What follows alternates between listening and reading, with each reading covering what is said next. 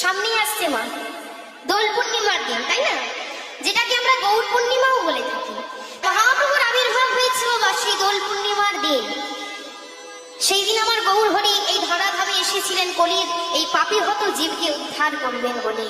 কিন্তু যদিও সেই দিনটা আমরা কেউ মনে রাখি না, যারা প্রকৃত ভক্ত তারা অবশ্যই সেই দিনটাই মনে রাখে যে মহাপ্রভুর আবির্ভাব দেখি গৌর পূর্ণিমার দিনে, দোল পূর্ণিমার দিনে।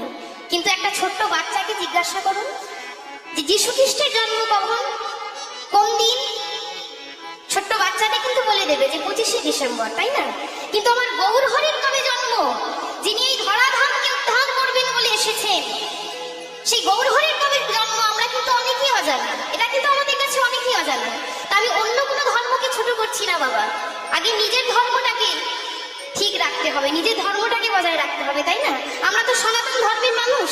তা সেই সনাতন ধর্মের মানুষ হয়ে যদি গৌর হরির জন্মদিনটা না পালন করি তাহলে আমাদের জীবন কিন্তু বৃথা।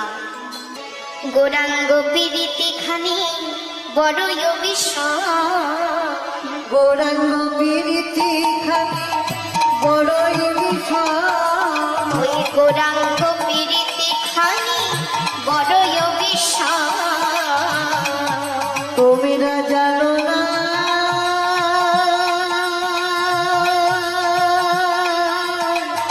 জানো না,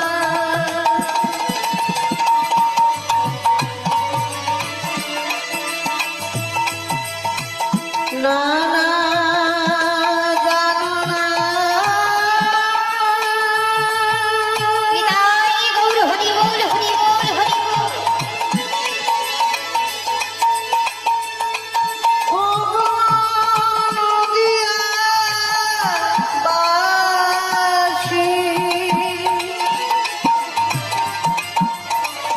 জানো না না